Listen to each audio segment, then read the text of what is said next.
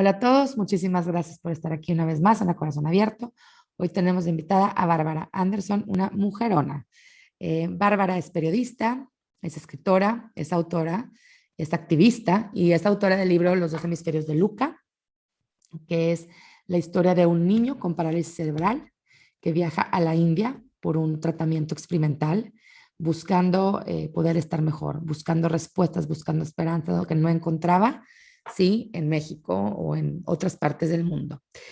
Bárbara es su mamá y en este episodio platicamos acerca de cómo le cambió la vida, cómo vino a abrirle otro panorama, a cambiar la vida, a poder darse cuenta de muchas otras realidades, no sé, quizá a lo mejor poder distinguir las cosas realmente importantes y cómo el ser periodista también le ha ayudado a ser activista, a ser una voz, una esperanza para México. Ella ayudó a que se cambiaran unas leyes. En toda esta parte, en este mundo que pensaríamos que es un mundo aparte de nosotros, que es la discapacidad, cuando aquí en el episodio lo van a ver, Bárbara nos enseña y nos muestra que es parte del mundo, es un solo mundo donde existe la discapacidad, no son dos mundos separados. Entonces, no se pierdan el episodio. Les dejo al final todas las redes sociales donde pueden encontrar a Bárbara, donde pueden encontrar newsletters súper interesantes, donde pueden leer del tema para podernos acercar, para podernos entender que todos estamos conectados, relacionados, que hay una corresponsabilidad como sociedad de poder ver más este tema, de poder darle luz a estos temas, de que se quite este estigma, este tabú, de sacar del closet a este tema, ¿no? Entonces les dejo al final todas las redes, toda la información. No se lo pierdan y no se les olvide mandarme todos sus mensajes, todos sus comentarios. Y pues bueno, espero que disfruten este episodio tanto como lo disfruté yo. Sin más, los dejo con Bárbara Anderson. Hola, soy Carolina Lozúa y esto es A Corazón Abierto, un podcast para gente que, como yo, quiere abrir conversaciones y darle luz a todo tipo de temas, con honestidad, sin pena y sin miedo. No necesitamos ser expertos para hablar de algún tema, ni filósofos para hacernos grandes cuestionamientos. Todos tenemos algo que aportar y mucho que aprender. Lo único que necesitamos es reconocernos y simplemente atrevernos a hablar a corazón abierto. Hola Bárbara, muchísimas gracias por estar aquí en A Corazón Abierto. Estoy pues muy agradecida contigo, con tu tiempo, de poder tenerte aquí, de poder escuchar tu historia, escuchar tu voz y pues dar más a conocer tu historia y la de Luca. Muchas gracias. Muchísimas gracias a ti por invitarme a este espacio. Bueno, ahorita en la introducción platiqué un poquito de ti, pero a mí siempre me gusta que ustedes, que el invitado se presente, porque no es lo mismo yo hablar de ti a tu versión de ti misma, ¿no? Entonces me gustaría que nos platicaras un poquito quién es Bárbara Anderson, un poquito de tu carrera, de lo que haces para conocerte mejor y poder poner en contexto esta entrevista. Perfecto. Bueno, yo soy periodista de profesión, editora por crecimiento individual de la carrera, especializada en economía y negocios y finanzas, la parte más aburrida del periodismo, pero para mí la parte más interesante. Llevo viviendo en México 19 años, cumplí pasado mes de septiembre. Trabajé inicialmente en el Grupo Expansión, fui la primera editora mujer que tuvo la revista hasta hoy. Luego, cuando el Grupo Expansión fue comprado por Time Inc., me tocó llevar toda la dirección de las revistas femeninas, que eran 5 grandes títulos como Quién.com, Balance, InStyle, Elle. Entonces empecé a conocer otra faceta del periodismo que yo no conocía, que era el periodismo de moda, el periodismo rosa, como se le conoce.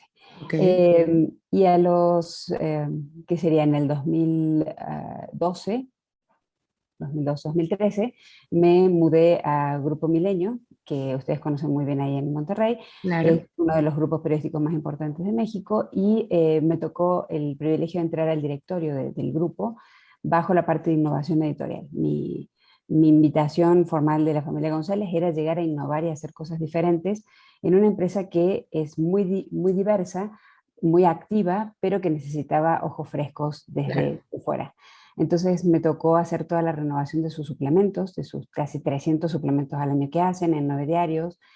crear una nueva área de foros. Milenio no tenía esta área que ha crecido mucho, que es el contacto uno a uno de las conferencias y de los eventos.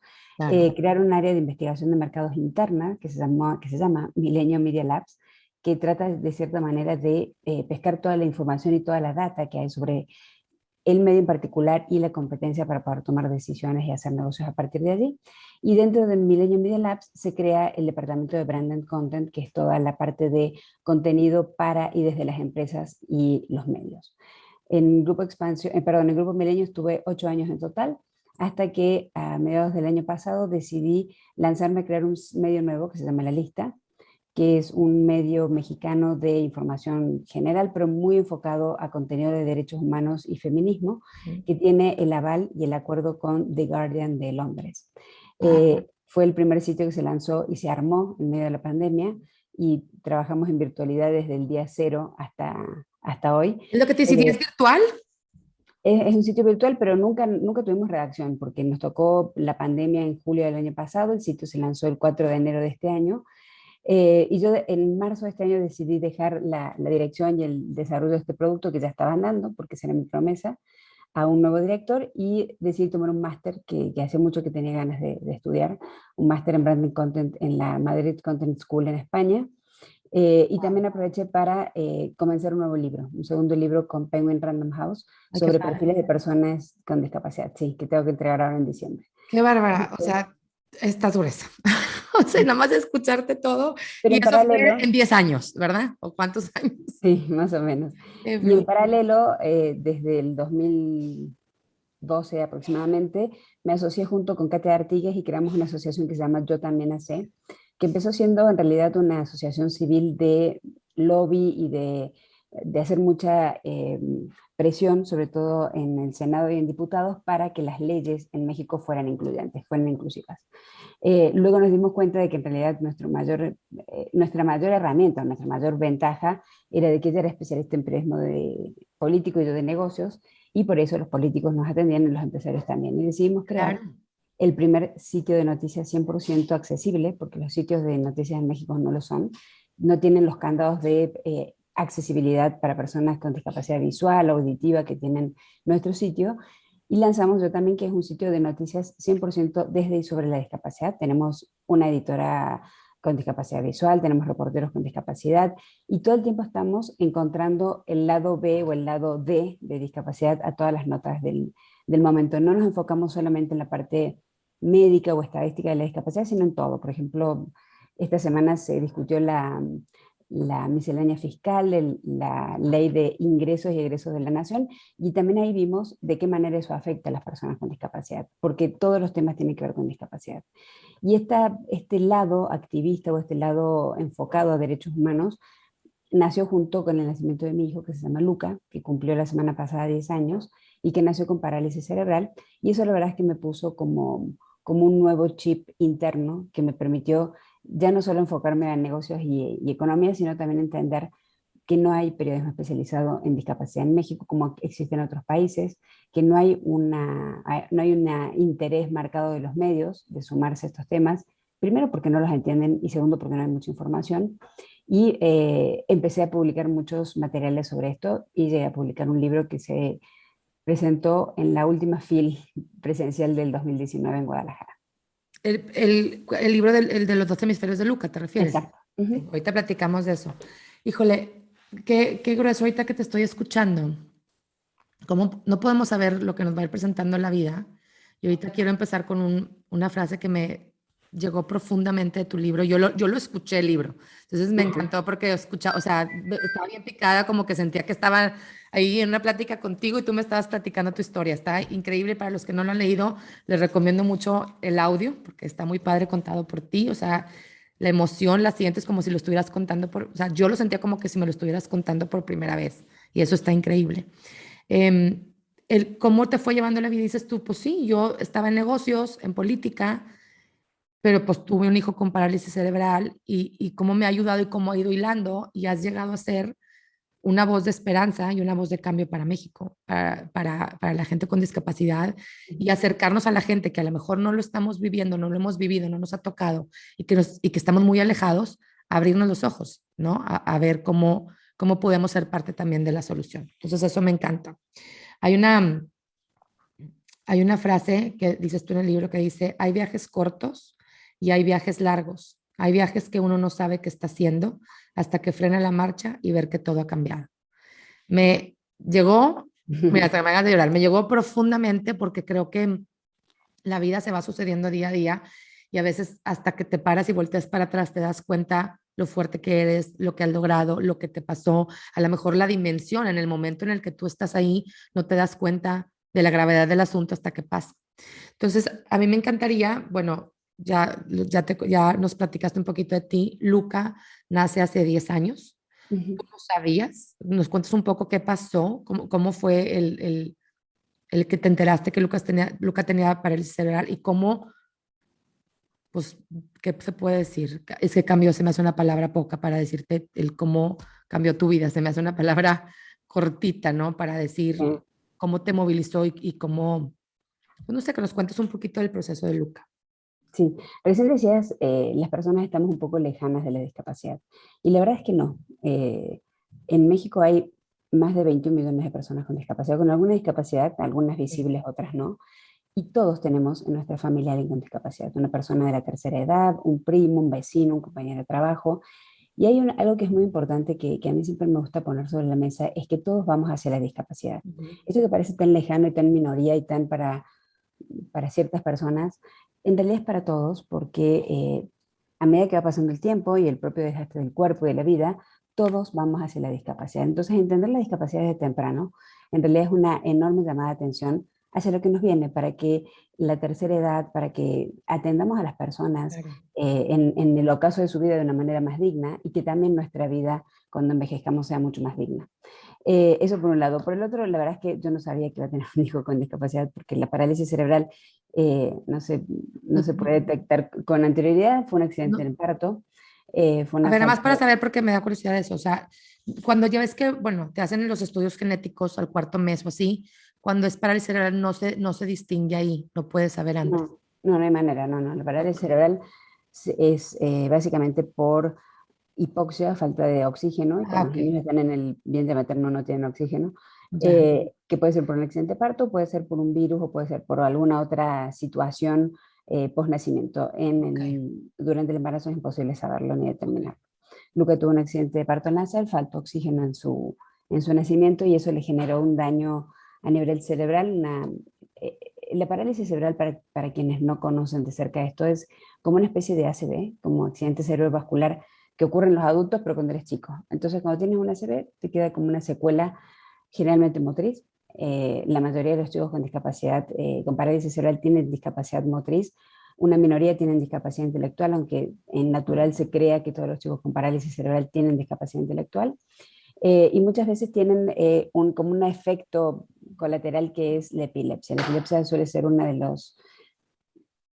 de las situaciones que más complican la vida de una persona con discapacidad de su entorno. Luca nació con parálisis cerebral grado 4, que es el grado más severo, lo cual indica que no tiene capacidad de hacer nada por sí mismo, ni comer, prácticamente le costó mucho aprender a respirar, alimentarse por sus medios, caminar, moverse, toser, hablar. eh, Necesita 100% de apoyo y asistencia de una persona. ok, Entonces, ese es el Luca con el que me encontré hace justamente 10 años. ok.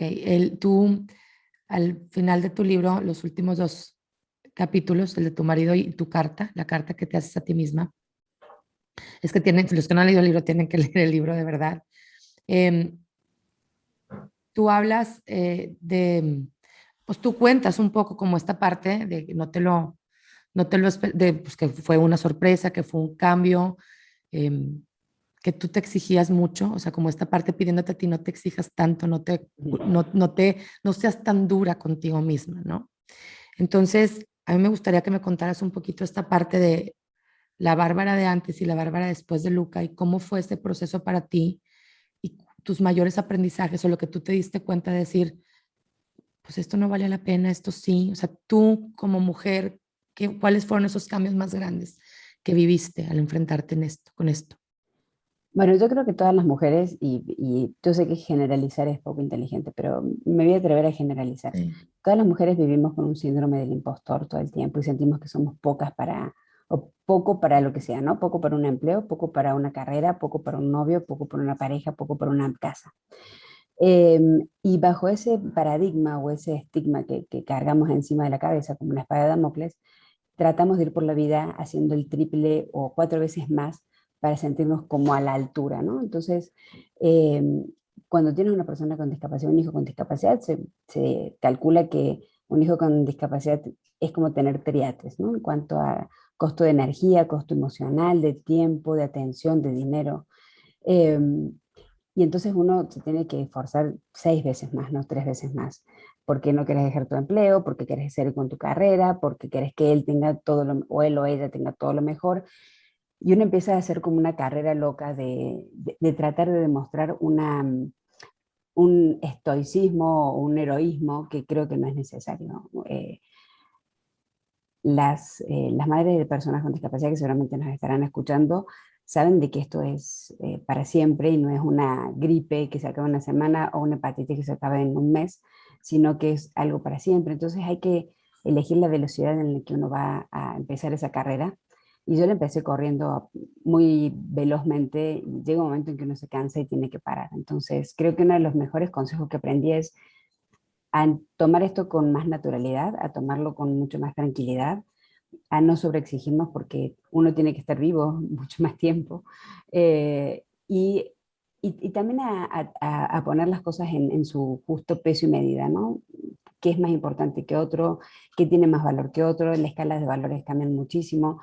Las cosas en las que uno tiene que realmente preocuparse y ocuparse son bien distintas cuando tienes o no un hijo con discapacidad.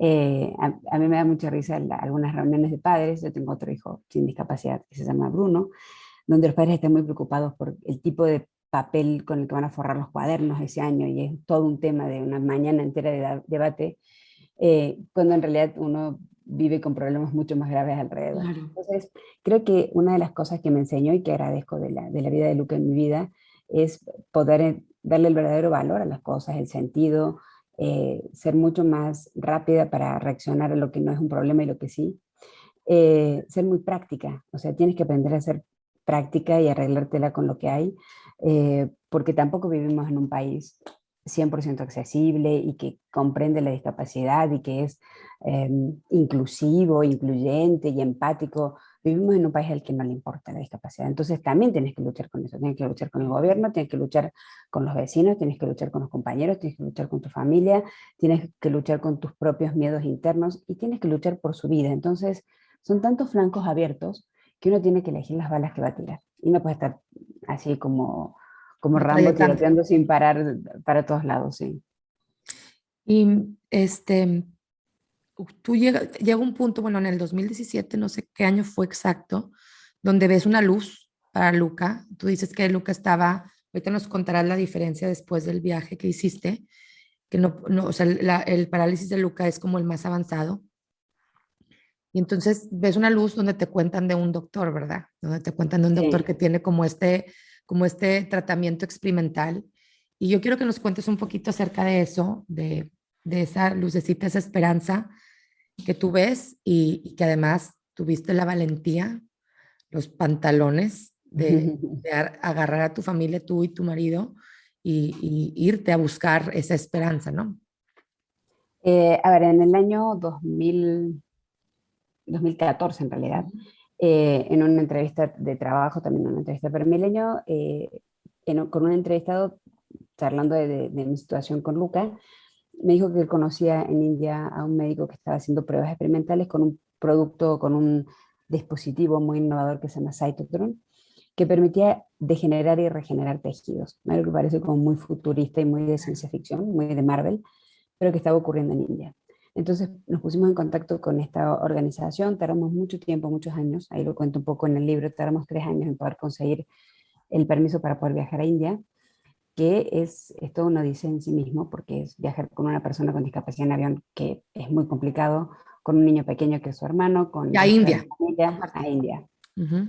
durante un mes, que es lo que dura el tratamiento. Y era un tratamiento, como te digo, experimental, que prometía inicialmente la recuperación de la regeneración del tejido neuronal o de conexiones, o sea, aumentar la cantidad de conexiones que tiene el cerebro. Una persona con parálisis cerebral tiene como rutas con baches, y esto vendría a ser como una tapadora de baches.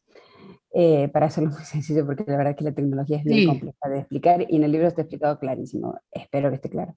bastante claro. Eh, Ya lo y leí, sí. entonces, y entonces, bueno, decidimos hacer esta odisea y notamos verdaderamente cambios. Luca empezó a estar más presente, empezó a estar más vinculado con nosotros, nos veía de otra manera, si bien evidentemente no se podía comunicar y seguía con muchas deficiencias, sigue con muchas deficiencias motrices, sí nosotros notamos un cambio en la epilepsia, en menos ataques o por menos tiempo, mayor control de su cuerpo, mayor conocimiento de su cuerpo, eh, una mirada más atenta, tenía problemas de vista que fue recuperando, y eso nos abrió la oportunidad de escolarizarlo, porque también uno de nuestros temas era de que Lucas fuera al colegio. Entonces, ya en esa edad estábamos en el tiempo justo de ponerlo en primer grado, de una escuela privada en ese caso. Y la verdad es que sí fue un viaje muy revelador, porque uno a veces siente que los grandes avances de la ciencia ocurren solamente en Estados Unidos o en Europa, y nunca te imaginas que en India, nunca piensas más allá de Turquía, de qué Claro. hay más allá. Eh, y fuimos 4 veces a la India en realidad, hicimos 4 de estas odiseas. No pudimos hacer más porque llegó la pandemia, pero si fuera por nosotros hubiéramos hecho más. Pero sí logramos un avance muy interesante, que fue lograr el permiso para que estos dispositivos llegaran a México.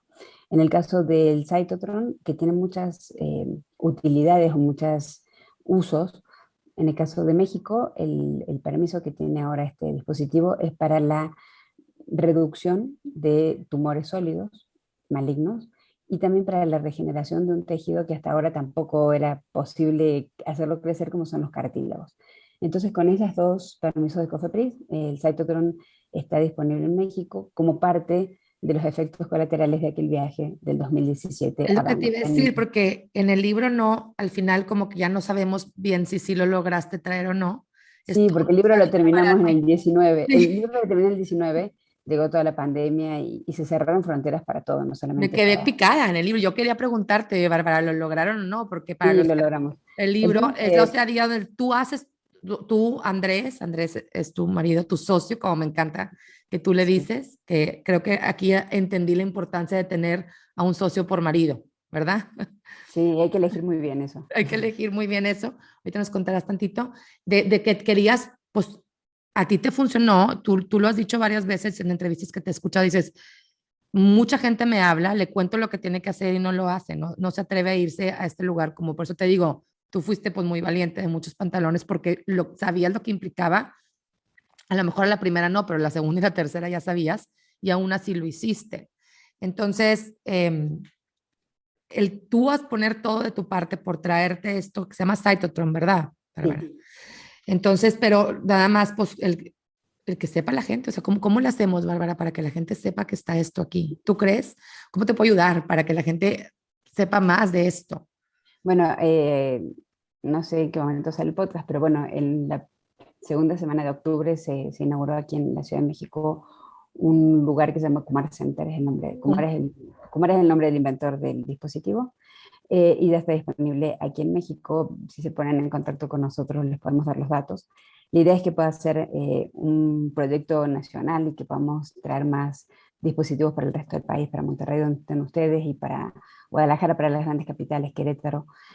Por ahora está aquí en la Ciudad de México, lo cual no es una mala noticia, porque es un vuelo interno, no es un vuelo a otro continente, Claro, es darse la vuelta al mundo, es pero darse la vuelta a México.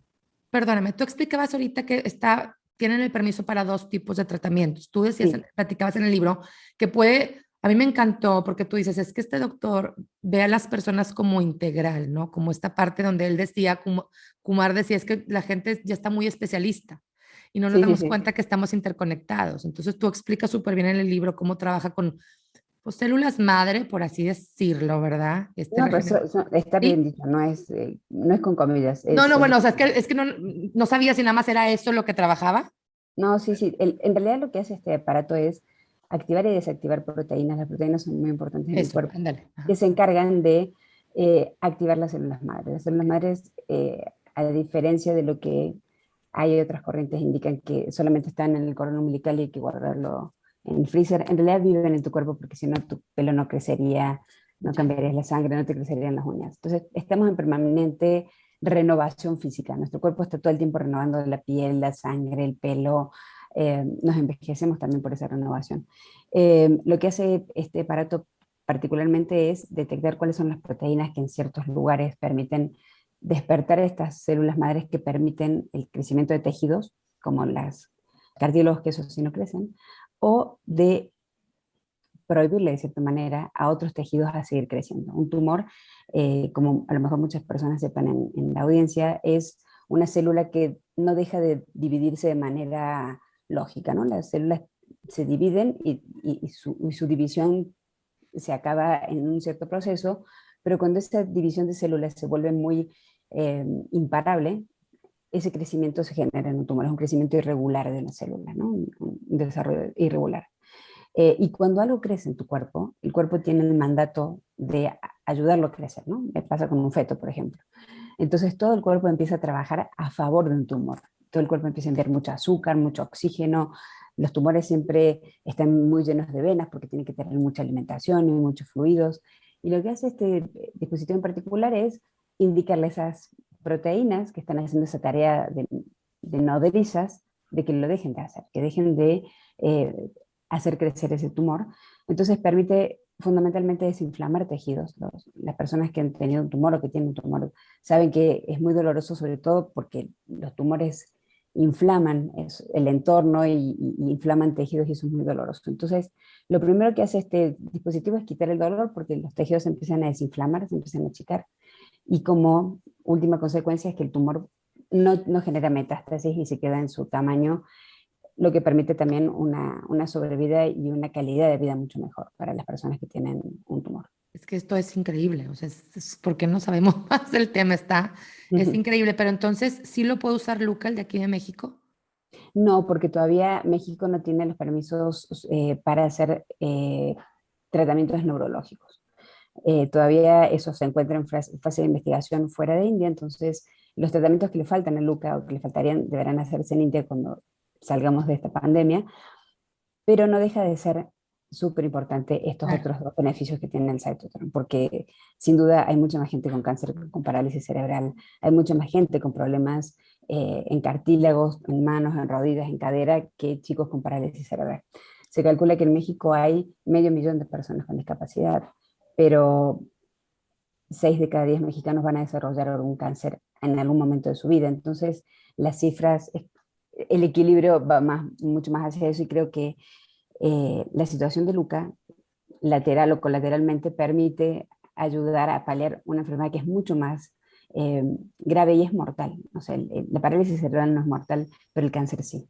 Y entonces es la segunda causa de muerte infantil y creo que eso es muy importante para tener en cuenta, ¿no? El Totalmente. valor de Y esperemos que pueda ser en un futuro también Sí, para las cosas neurológicas. O sea, esa es la esperamos que intención. sí. Esperemos que sí. Ahorita dijiste algo de cuando te dije yo que a lo mejor estábamos muy alejados del tema de la discapacidad, y tienes razón, ¿no? O sea, por ejemplo, mi mamá no camina. Em, ya, Y tú recién ya, dijiste pero yo me en refería a lo afirmativo mejor al tema, de pues es que ella estamos fue ya por lejos. edad. Ella ya No fue por edad. importa, pero Sí, es que la discapacidad no es algo que te ocurre cuando naces, ni algo que te ocurre por un accidente. La discapacidad es la falta de capacidad para hacer algo de exacto. forma normal. Entonces, Tienes razón. yo uso lentes, soy una persona con discapacidad visual. Entonces, tenemos un tabú hacia la palabra discapacidad. Exacto. Eso es lo Parece que que la te digo. palabra discapacidad solamente es aquellas personas que tienen una discapacidad muy profunda, muy grave, muy visible. Pero si tu mamá no puede caminar, vives con una persona con discapacidad, Claro. eres de los mexicanos que tienen a la discapacidad en su casa, que es 2 de cada 3 mexicanos, aunque te parezca mentira. Tienes razón, porque entonces, o sea, yo lo que veía, o sea, a lo que me refería era como esta parte a lo mejor de no estar como metida en el tema, no, a lo mejor no darte cuenta de la cantidad de gente que tiene discapacidad y que vas por la vida tú, yo, Carolina, ¿verdad? Caminando sin pensar en que no hay una rampa o en que no hay una banca para que mi mamá se siente. O sea, yo me acuerdo que mi mamá siempre de chiquita íbamos y siempre peleaba por los baños limpios y por sillas para los viejitos, siempre. A la tienda que fuéramos tenía que esperar a que mi mamá se peleara porque no había una silla, porque no estaba limpio el baño, ¿no?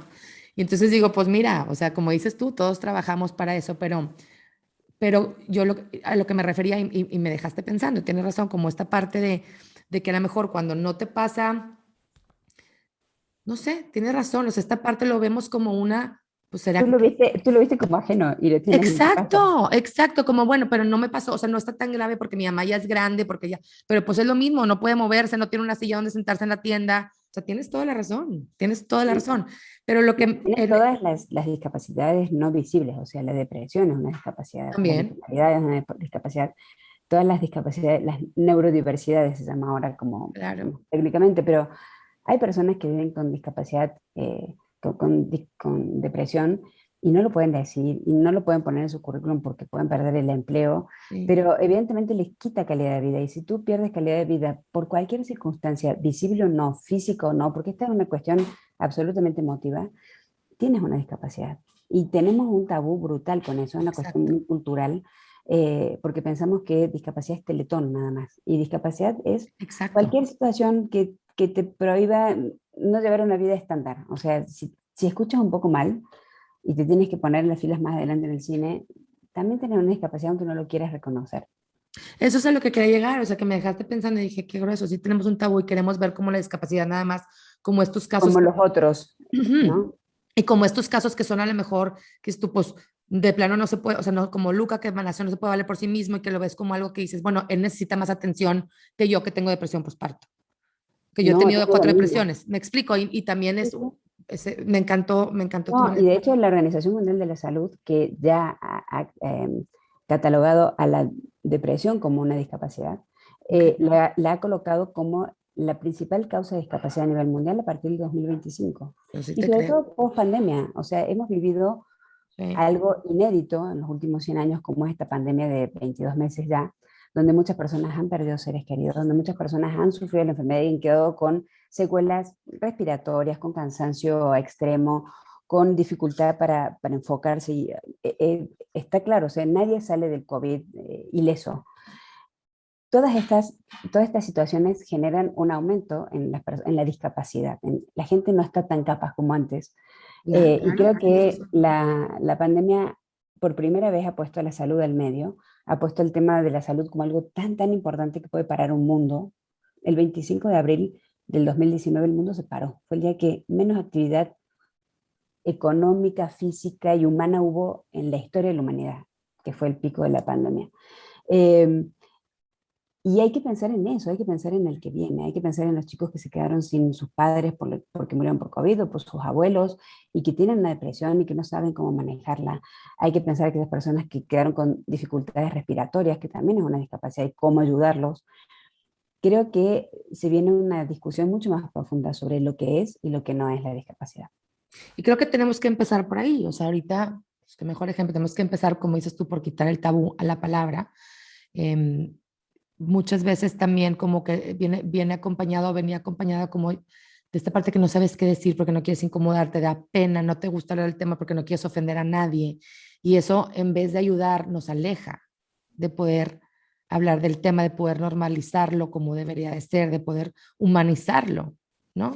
Sí, no, y la verdad es que nosotros, digo, es algo muy humano y muy natural, ¿no?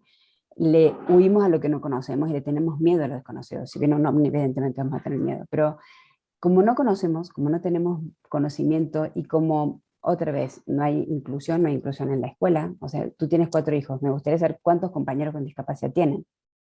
Uno, Entonces, para ellos sigue siendo algo muy raro, a pesar de que tengan una abuela que no puede caminar.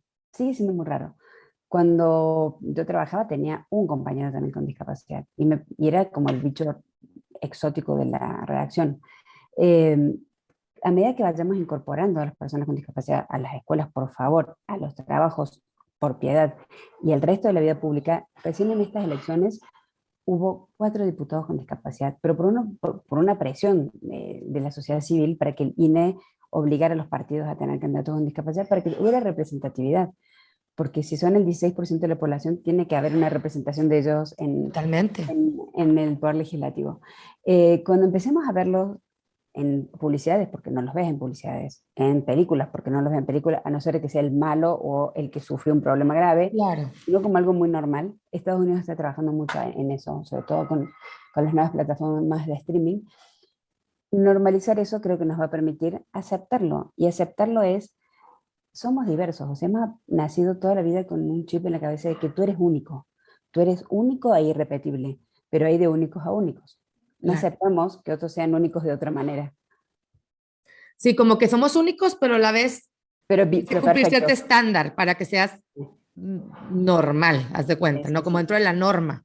Y esta situación de dentro de la norma, desde la discapacidad hasta la gordura, hasta todo, pues te viene a dar Ujú. en la madre, o sea, te viene como a coartar esos No, y partes. la discapacidad ya está medido, no en los países emergentes como puede ser México o Latinoamérica, en los países europeos que están mucho más avanzados o en Asia, está absolutamente medido que los países tienen mayor crecimiento económico cuando aceptan la diversidad.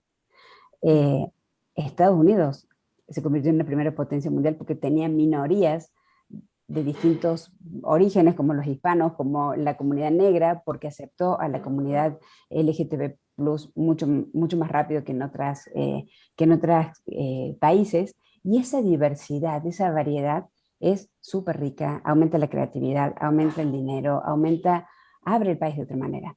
Una de las cosas que a mí siempre me gusta contar es que hay que aprovechar la creatividad de las personas con discapacidad. Si alguien con discapacidad visual, una persona con ceguera, logra llegar a trabajar, es porque ya aprendió a bañarse sin ver, a usar, a encontrar el shampoo, porque no viene nada con braille, pero se bañó, se cambió, se subió a un transporte público, llegó al trabajo, usa su computadora, entregó la chamba.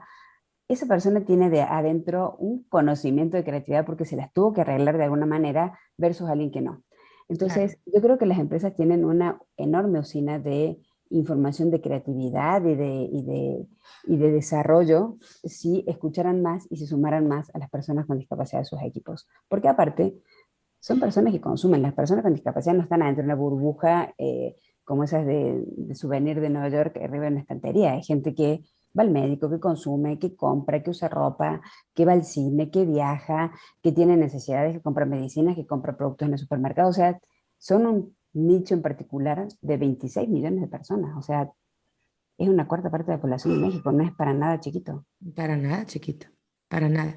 En el, en el penúltimo capítulo que tu esposo escribe, increíble, me encantó escuchar su voz también, o sea, escucharte a ti y luego ser parte, porque luego te lo vas imaginando, como tú hablas de él mucho, como que pues tienes la idea de Andrés, ¿verdad? Y luego hablan de, ah, qué padre, que también está hablando Andrés, ¿no? Como también lo estoy conociendo. Y dice algo que me llama la atención y dice, es que tú platicando esto, está la discapacidad y está pues esta parte donde se va degenerando la edad y lo que tú quieras, y la diferencia es cómo lo vemos la sociedad. Caso yo, ¿verdad? Ahorita lo que te dije. ¿Qué fue cuando pasas por todo este proceso, lo que más te llamó la atención de México, Bárbara, que dices tú, esto es lo más atroz que he visto en cuanto al tema de la discapacidad? O sea, que dices tú, esto no lo podía creer, Carolina, de todo lo que has visto con el tema de la discapacidad en México. La verdad es que hay agujeros en todos lados, empezando por la parte de salud. O sea, hoy justamente en el Senado, hoy es eh, veintitanto de octubre, pero hoy 21. en el Senado se está discutiendo una reforma a la ley de seguros para que los seguros médicos privados acepten a personas con discapacidad. Las personas con discapacidad están aisladas de cualquier seguro No privado. tienen seguro. No, y si lo tenías, lo más probable es que te lo quiten. Entonces, dependes de la seguridad pública si es que tienes la oportunidad de vivir en uno de los 40% de los hogares que tienen trabajo formal. Entonces te puede tocar un IMSS, pero si no, no. Entonces la salud es el primer punto de discriminación que existe, porque todos necesitamos la salud, Claro, o lo que sea. O tenemos el sea, derecho. no, es que sí. Entonces, si nos vamos por derechos constitucionales, el derecho a la salud está negado. El derecho a la educación está súper negado. Que se diga que la educación en México es inclusiva está solamente en la letra de la Constitución, no es inclusiva. No hay planes ni en las normales para maestros para enseñarles qué es una persona con discapacidad, porque otra vez, si llega un chico con Asperger a un salón, la maestra no sabe cómo atenderlo y es entendible porque nadie le explicó cómo tiene que adaptar los contenidos para él. No hay adaptación de contenidos, hay solamente el CONALITEC produce libros en braille, pero no todos los libros, sino los libros de la primaria, no hay de secundaria ni de prepa. Solamente el 1% de las personas con discapacidad, la que sea, llega a la universidad. Y el 45% de las personas con discapacidad en México son analfabetas. Y estamos hablando del siglo XXI, estamos en el 2021. Que no Y estamos tendría por hablando, qué ser así. no, México es uno de los países que más avanzó en analfabetismo. Ha tenido planes muy interesantes. Las personas sin discapacidad, el analfabetismo es apenas del 6%, pero con discapacidad es del 41%. Entonces, es brutal eso porque es un doble castigo. Vives con una discapacidad y aparte no tienes manera de comunicarte ni de hacer valer tus derechos porque no sabes ni leer ni escribir. Eh, Ese es otro derecho que está violentado y el otro es el acceso a la justicia. No existen en México ministerios públicos accesibles. La mayoría son, empezando por la movilidad, la mayoría son una colección de escaleritas. No sé por qué México está obsesionado con las escaleras, pero sí hay muy poca rampa. Pero aparte no hay jueces dentro de los ministerios públicos que tengan la capacidad de llamar a un perito que pueda tomarle una declaración a una persona ciega, a una persona sorda, a una persona con discapacidad intelectual. Justamente la semana pasada el gobierno mexicano le pidió perdón a un chico, el caso Ávila, es un chico con un Asperger muy profundo, que iba caminando por la calle y lo detiene la policía porque había robado un coche supuestamente. Y como él no podía explicar lo que había pasado y no lo pusieron en contacto con su madre y el juicio ocurrió casi de facto, estuvo 5 años preso sin saber por qué. No puede ser. Sus padres hicieron realmente una cruzada contra el poder judicial mexicano para poder liberarlo a este chico de la cárcel. Lo lograron sacar de la cárcel y explicar de que él ni siquiera sabe manejar una bicicleta, menos poder robar un coche, y lo pudieron liberar. Pero él vivió 5 años en un tortuoso centro de detención sin saber por qué. Y el gobierno mexicano solamente le pidió disculpas en un acto público en Gobernación la semana pasada. Entonces, los derechos básicos están absolutamente eh, prohibidos o no aplican restricciones, ahí aplican todas las restricciones, a diferencia de los anuncios de publicidad, a las personas con discapacidad. Entonces, si no tienes acceso a la educación, a la salud y a la justicia, imagínate todas las otras cosas que no No, tienes pues acceso, sí, ¿no? O claro. sea, reclamar una rampa en Cinépolis es casi un chiste. Entonces, pero tampoco la hay. Es muy complicado y también un tema que es muy preocupante es que hay muy poco interés por parte de las autoridades de conocer de este tema, de conocer más acerca de la discapacidad, y cada vez hay menos organismos que apoyen esto. O sea, CONADIS, que era la Comisión Nacional para la Discapacidad, está acéfala desde diciembre del 2018. CONAPRED ya está acéfala desde mediados del año pasado, para recibir, por ejemplo, una denuncia por abuso de los derechos humanos de una persona con discapacidad. Entonces tampoco hay un apoyo a las instituciones que por lo menos ya existían. Hacían poco, mucho, pero estaban.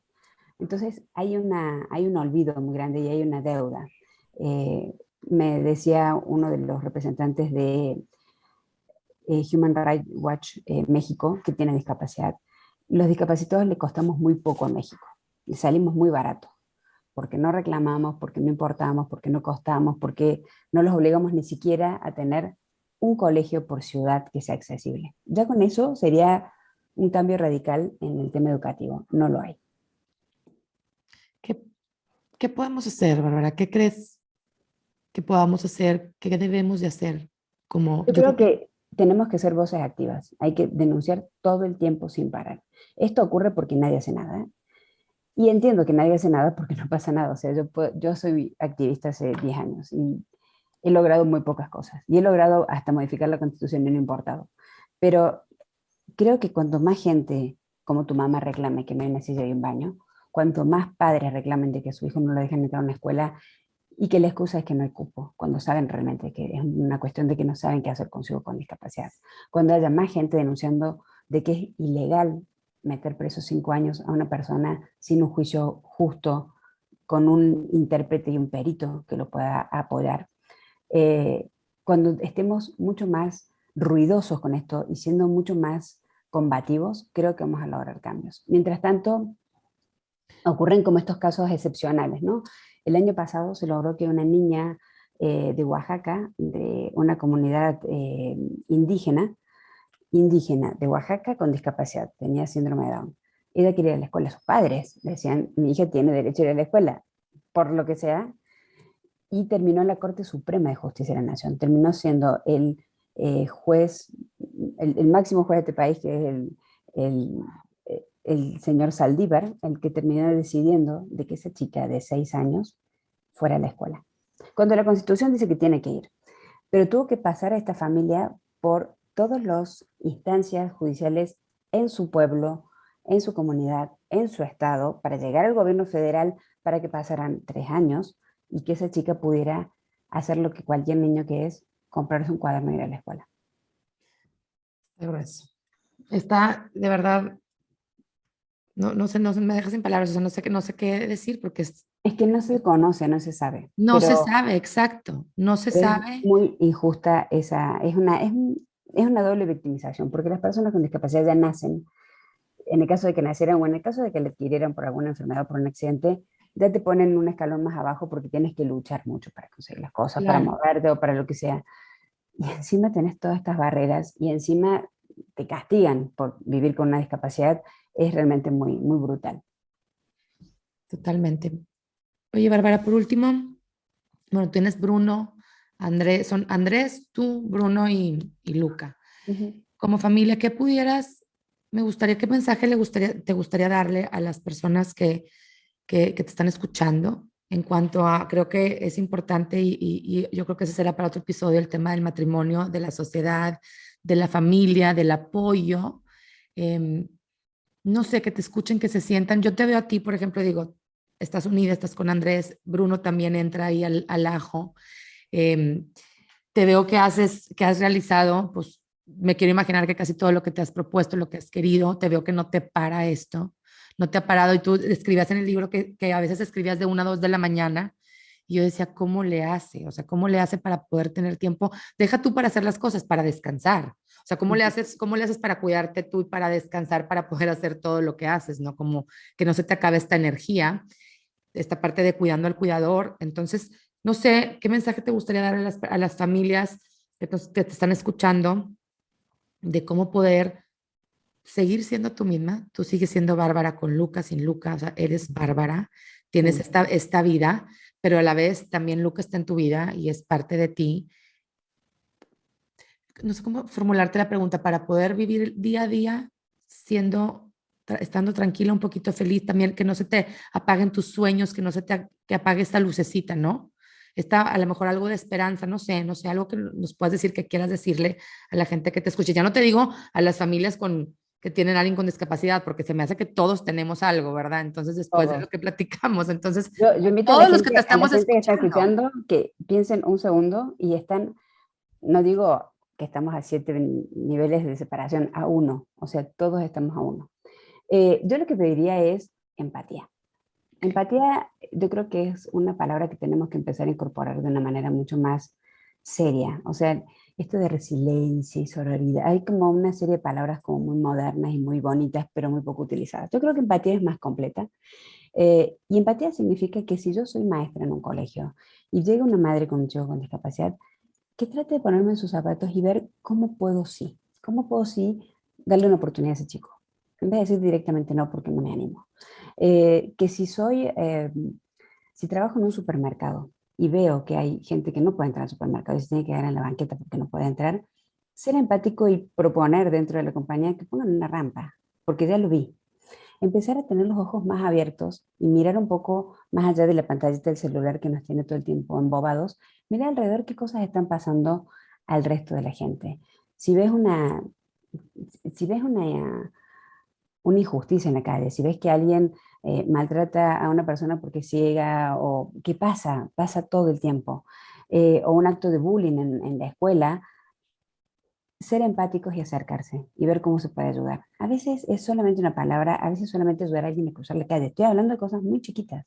A veces es no ser gandalla y aprovechar un lugar de estacionamiento de una persona con discapacidad porque estoy muy apurada y tengo que terminar rápido la compra. Ese lugar no me corresponde. Tengo que irme más lejos.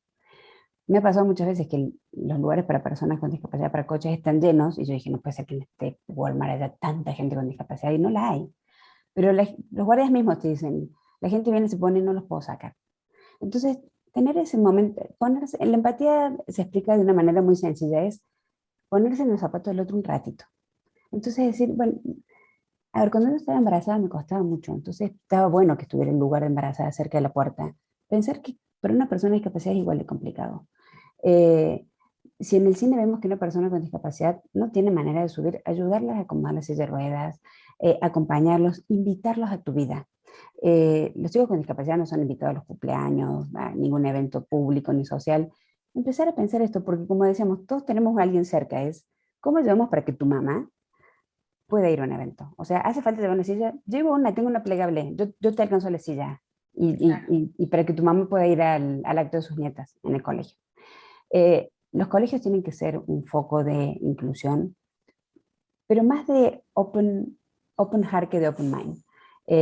Porque si esperamos a que haya leyes, si esperamos a que las leyes tengan dientes y que puedan castigar o no a una escuela por recibir a un niño, van a pasar décadas. Pero si tenemos directoras empáticas que se animen a probar recibir a una niña indígena con síndrome de Down en una escuela en Oaxaca de este tamaño. Si somos un policía que tenemos un rastro de humanidad y pensamos de que este chico no puede dar su declaración y tratamos de ubicarle a su familia antes de que llegue un ministerio público, habremos hecho un cambio brutal. Entonces yo creo que no hay que esperar grandes cambios estructurales de las organizaciones grandes o del gobierno, porque no van a ocurrir. El gobierno está ocupado de otras cosas y le preocupan otras cosas. Creo que el cambio empieza por cada uno de nosotros. Si cada uno de nosotros logramos hacer una cosa, yo sí creo en esa cosa budista de que una arena, un granito de arena puede convertirse en una playa en el mar. Yo sí creo que cada uno de nosotros, desde lo que sabemos hacer, si soy programador y se me ocurre una manera de que alguien con discapacidad pueda acceder a un juego más fácil, ya la hice. Si me sobraron, no sé, si me sobraron cosas en mi casa, se las voy a acercar a un DIF donde sé que hay chicos con discapacidad olvidados y muchas veces abandonados. Si tenemos esa apertura de corazón y ese mirar un poquito más allá, creo que habremos hecho el mejor cambio. O sea, creo que es el mejor consejo que le puedo dar a la gente. No esperar de otros, porque siempre es el otro, ¿no? Es el otro el que tiene discapacidad y es el otro el que se tiene que encargar de esa discapacidad. O sea, la discapacidad la tiene alguien más y alguien más se la tiene que solucionar o se la tiene que ayudar a vivir mejor. No, la discapacidad está en tu casa y en la mía y yo ya puedo hacer cosas por la discapacidad. Tú también puedes hacer cosas por tu mamá. Cualquiera de los que nos está escuchando puede hacer cosas por algún compañero de sus hijos que tiene alguna discapacidad. Con invitarlo a un cumpleaños, ya está. Claro, totalmente. Ay, Bárbara, pues nos dejas con muchísimas ganas de seguir platicando. Bueno, sigamos, pero hoy va a ser como Hoy pasamos, pero hoy vamos a hacer como un buffet muy rápido para que se exacto, entusiasmen y vayan al restaurante. Y exactamente. vean Pero el yo libro. después te invitaré para hablar del tema del matrimonio cuando pasan cosas así fuertes, que creo que es un tema muy padre también. Y pues bueno, todo, entonces, y voy a estar esperando tu segundo libro. O sea, ya lo estoy Sí, esperando. De verdad, no dejen de buscar el libro. Se llama Los dos hemisferios de Luca.